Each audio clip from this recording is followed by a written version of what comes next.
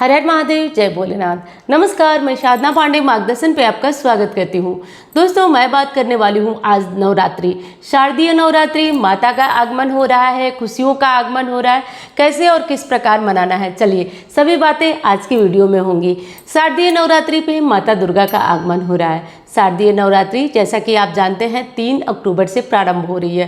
3 अक्टूबर से माँ का आगमन हो रहा है। और एक चीज़ का विश्वास करिए, जो तैयारियां आज बताने जा रही हूँ वो करके रख लीजिए, आनंद आ जाएगा आपको। तो आप यदि 9 दिनों का व्रत करना चाहते हैं, प्रारंभ करना चाहते हैं, तो ये सुनहरा मौका है। जो लोग 9 दिन का व्रत माँ का रखना चाहते हैं, कर लीजिए।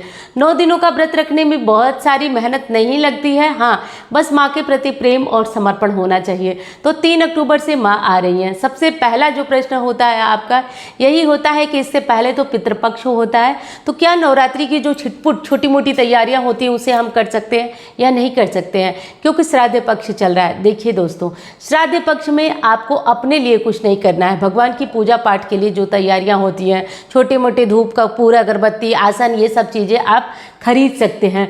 और हाँ, आप ये तैयारी अमावस्या के दिन पूरी कर लें। अमावस्या के दिन जो सर्वपितृ अमावस्या होती है, उस दिन आप अपने मंदिर को खूब अच्छे से सजा लें, साफ पहले कर लें, उसके बाद सजा लें।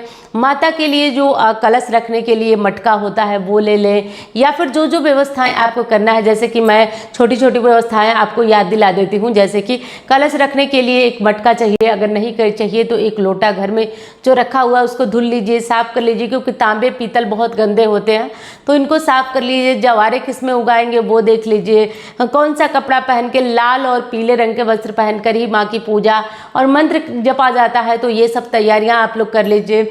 और इस तरीके से करके हमको नवरात्रि की पूरी पूजा करना है। और हाँ, बहुत सारे प्रश्न ये भी आते हैं कि हम एक दिन पहले माँ की मूर्ति, माँ का आसन, ये सब खरीद सकते हैं या नहीं। तो देखिए, जिस दिन हम पूजा करेंगे उस दिन तो भीड़ काफ़ी होती है, दिक्कत होती है, इसलिए एक दिन पहले जो भी खरीदारी करना है आप कर लीजिए, किसी भी भाव में चूकिए मत। कुछ और विशेष बातें हैं जिनका कि हमें ध्यान रखना है, जैसे कि नवरात्रि 3 अक्टूबर से प्रारंभ हो रही है। 3 अक्टूबर को प्रारंभ हो रही है और 12 तारीख को नवरात्रि का समापन है। 12 तारीख को, 10 तारीख को अष्टमी होगी, 11 तारीख को नवमी होगी और 12 तारीख को जो है दशमी है, नवरात्रि का समापन है। तो इस तरीके से करके दोस्तों आपको अपना व्रत कर लेना है। नवरात्रि का जो लोग 9 दिनों का व्रत करना चाहते हैं उनके लिए वरदान है, आप 9 दिनों का व्रत बिल्कुल प्रारंभ कर सकती हैं। माँ के आगमन से दुख तकलीफ जाता है, जैसा कि कई सालों से मैं बता रही हूँ कि कम से कम आप हर दिन दहलीज पूजन करते हैं या नहीं, लेकिन नवरात्रि में आप रंगोली के छोटे छोटे सांचे बनते हैं, मिलते हैं बाजार में, वो ले आइए। रंगोली का कलर ले आइए, सुबह जल्दी नहाइए, नहाकर अपने जो सुबह जल्दी जगिए, जग करके अपने घर के जितने भी खिड़की दरवाजे हैं सब खोल दीजिए। घर में जो निगेटिविटी होती है, रात भर की उमस रहती है, वो सब निकल जाएगी। उसके बाद आप अपने घर में झाड़ू लगाइए, हो सके तो गंगा जल छिड़किए और अपने घर के दरवाजे को साफ करिए। साफ करके उस पर रंगोली दोनों तरफ सांचे रहेंगे तो बहुत जल्दी से बन जाएगी। बनाकर अगरबत्ती धूप बत्ती लगाइए। उसके बाद आप ये सारे काम करने के बाद सूर्य देव की पूजा करें, तुलसी माँ की पूजा करें। उसके बाद आप घर के मंदिर में आ जाएं। माँ की अलग से कोशिश करें एक चौकी रखने की, अगर हो सके तो एक चौकी पे लाल कपड़ा बिछाएं, माँ का कलश रखें, पूरी तैयारियाँ करें। इन 9 दिनों में हमें बहुत श्रृंगार तो नहीं करना होता है, लेकिन लाल या पीली एक साड़ी निकाल करके रख लें कि आप पूजा में उसी को पहनेंगे, हर टाइम उसी से मंत्र जपेंगे। इस तरीके से करके सारी विशेष तैयारियां कर लेना है। और नवरात्रि में कुछ विशेष बातों का और हमें ध्यान रखना होता है कि हमारे लिए बहुत सारे जैसे चीज़ों को अलग रखना पड़ता है। जो व्रतधारी हैं उनके लिए अलग, जैसे मूंगफली है, साबूदाना खाते हैं या जो चीज़ें खाते हैं उनको अलग साफ डिब्बे में रखना होता है। तो हो सके तो एक दिन पहले से अपने जो खाने पीने की चीज़ें हैं उनकी भी व्यवस्था कर लें, क्योंकि देखिए एक कहावत है, भूखे भजन न होए गोपाला। तो भूखे तो सच बात है, भूख के बिन से तो भजन नहीं हो पाती है। तो पूजा के साथ साथ अपने खाने पीने की तैयारियों को भी देखिए कि क्या खाएंगे, क्या पिएंगे, कौन कौन सी तैयारियां करना है। और नवरात्रि की अष्टमी तिथि पे माँ की पूजा विशेष की जाती है।